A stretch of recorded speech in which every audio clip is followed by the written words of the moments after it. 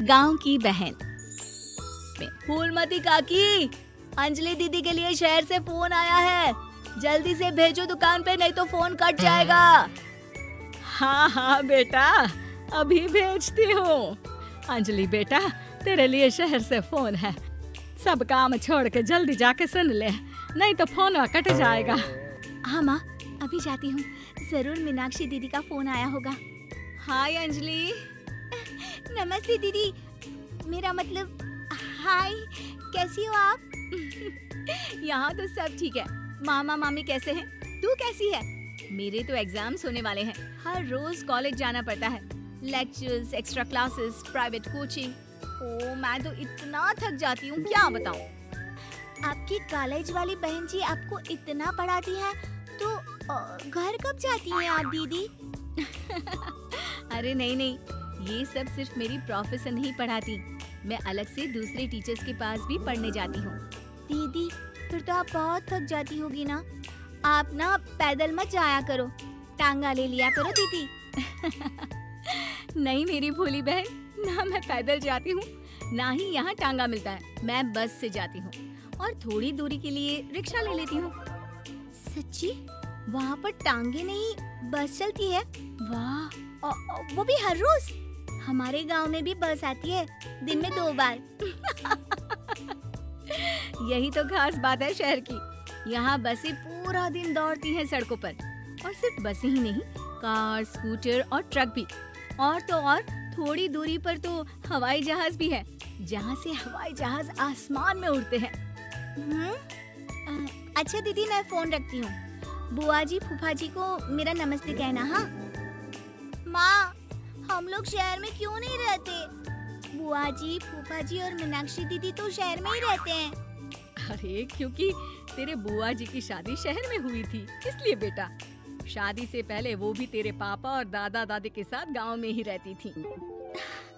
तो फिर माँ, मुझे शहर भेज दो ना, मैं भी शहर देखना चाहती हूँ।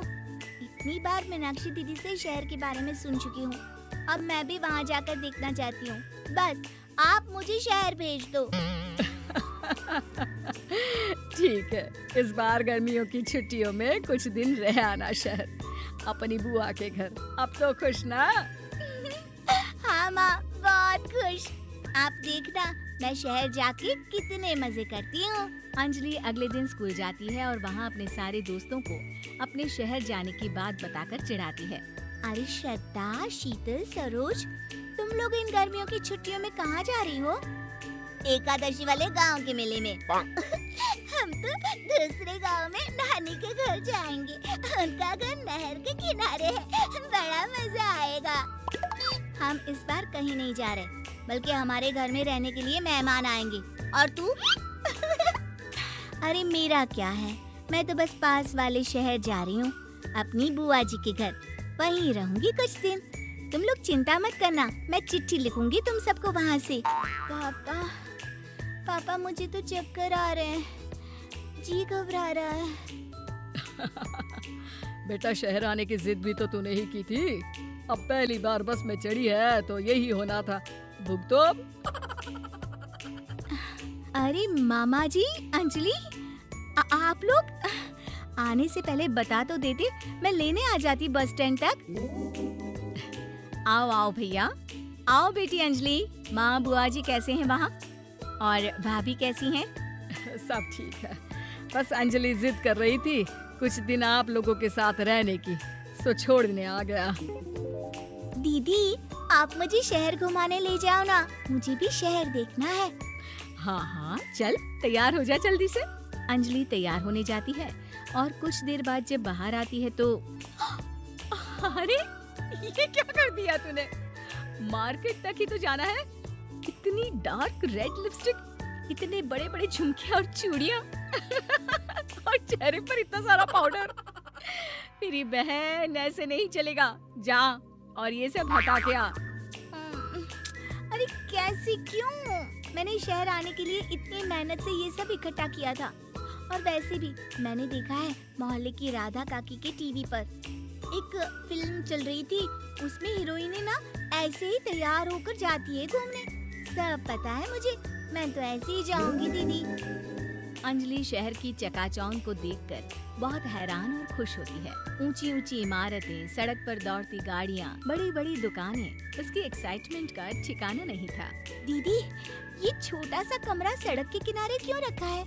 इसमें कौन रहता होगा? ये कमरा नहीं, पीसीओ है, पीसीओ। यहाँ पर लोग फोन करने आते हैं, सिक्का डालकर।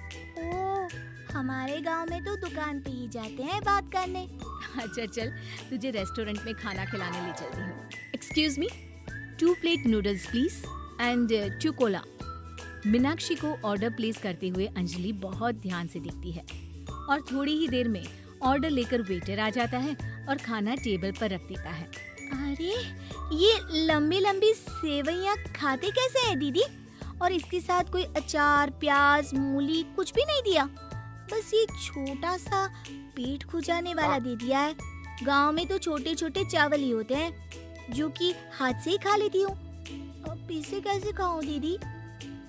एक्सक्यूज मी, एक चम्मच प्लीज, और लिटिल प्याज और अचार और मूली और एक गिलास मट्ठा, वो बाद में। हाँ, अब ये सब सुनकर आसपास बैठे लोगों को हंसी आ जाती है। मीनाक्षी भी अपनी हंसी किसी तरह रोकने की कोशिश करती है और वेटर मुस्कुराता हुआ वहाँ से चला जाता है।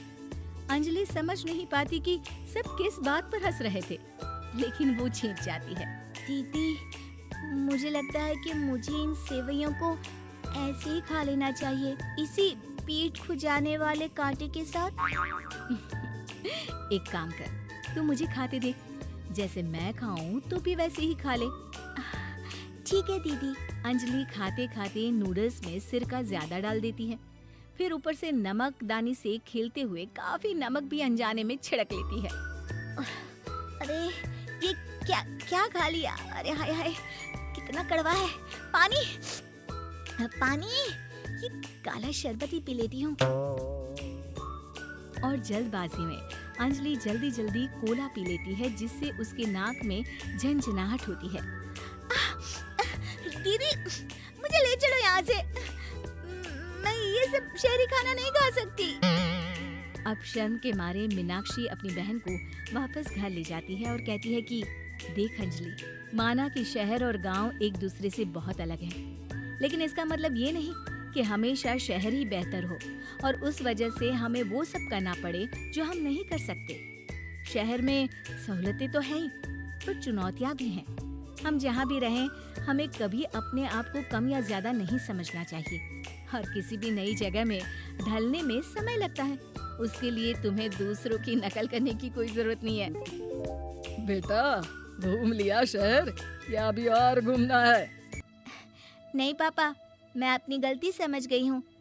आप गांव ही ले चलिए मुझे। यदि आपको ऐसे मज़ेदार हिंदी कार्टून कहानियाँ पसंद हैं तो अभी हमारे चैनल को सब्सक्राइब करें। धन्यवाद।